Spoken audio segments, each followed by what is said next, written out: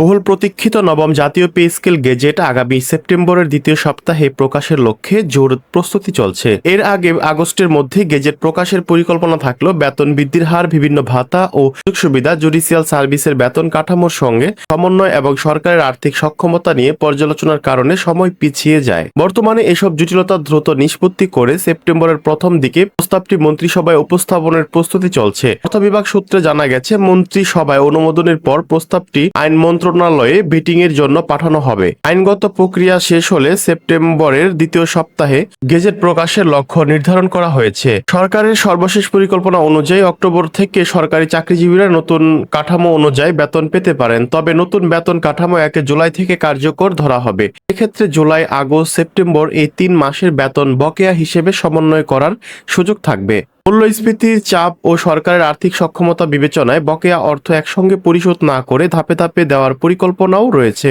এতে সরকারের উপর একবারে বড় অঙ্কের আর্থিক চাপ কমবে বলে মনে করছেন সংশ্লিষ্টরা। অর্থ মন্ত্রণালয়ের সূত্র জানিয়েছে, নবম জাতীয় বেতন কমিশনের সুপারিশ পর্যালোচনায় গঠিত উচ্চ পর্যায়ের সচিব কমিটির কাজ এখন শেষ পর্যায়ে। তবে অবশিষ্ট বিষয়গুলো নিষ্পত্তির জন্য মন্ত্রিপরিষদ সচিবের নেতৃত্বে আরও একটি বৈঠক হতে পারে। পরে চূড়ান্ত সুপারিশ মন্ত্রিসভায় পাঠানোর প্রস্তুতি নেওয়া হচ্ছে। এর আগে সচিব কমিটির বৈঠকগুলোতে বেতন কমিশনের সুপারিশ, গ্রেড ভিত্তিক বেতন বৃদ্ধি, বিভিন্ন ভাতা, পেনশন এবং পে স্কেল বাস্তবায়নের কৌশল নিয়ে আলোচনা হয়েছে।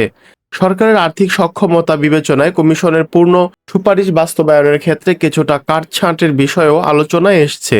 বিশেষ করে বেতন বৃদ্ধির হার এবং কিছু ভাতা, সুযোগ সুবিধার ক্ষেত্রে কমিশনের সুপারিশ তুলনায় পরিবর্তন আনার প্রস্তাব রয়েছে। এ প্রসঙ্গে অর্থ মন্ত্রণালয়ের এক দায়িত্বশীল কর্মকর্তা জানিয়েছেন, অক্টোবর থেকেই সরকারি চাকরিজীবীরা নতুন পে স্কেল বেতন পাবেন। তার আগে সেপ্টেম্বরের দ্বিতীয় সপ্তাহে নবম পে স্কেলের গেজেট প্রকাশের লক্ষ্য রয়েছে। সচিব কমিটির আরেকটি বৈঠকের পরই পে স্কেলের সুপারিশ চূড়ান্ত করা হবে। এদিকে প্রধানমন্ত্রী তারেক রহমানের পক্ষ থেকেও বেতন, ভাতা ও অন্যান্য সুযোগ সুবিধা নিয়ে সৃষ্ট জটিলতাগুলো দ্রুত নিষ্পত্তির তাগিদ দেওয়া হয়েছে বলে জানা গেছে। ফলে চূড়ান্ত পর্যায়ে প্রশাসনিক কাজ দ্রুত শেষ করার চেষ্টা চলছে। অর্থমন্ত্রী আমির খসরু মাহমুদ চৌধুরী 1 জুলাই থেকে নতুন পে স্কেল কার্যকর করার কথা জানিয়েছেন। তিনি একাধিকবার বলেছেন, চলতি অর্থ বছর থেকে নতুন বেতন কাঠামো বাস্তবায়ন করা হবে। গেজেট প্রকাশ না হওয়া পর্যন্ত কর্মকর্তা কর্মচারীরা আগের কাঠামো অনুযায়ী বেতন পাচ্ছেন। নতুন গেজেট প্রকাশের পর 1 জুলাই থেকে কার্যকর ধরে বেতন পূর্ণ নির্ধারণ এবং বকেয়া সমন্বয় করা হবে। প্রধানমন্ত্রী এর আগে জানিয়েছেন, দেশের বর্তমান আর্থিক বাস্তবতা বিবেচনায় নতুন পে স্কেল ধাপে ধাপে বাস্তবায়ন করা হবে। প্রাথমিকভাবে মূল বেতন কার্যকর করার পর পর্যায়ক্রমে ভাতা ও অন্যান্য সুবিধা বাস্তবায়নের পরিকল্পনা রয়েছে।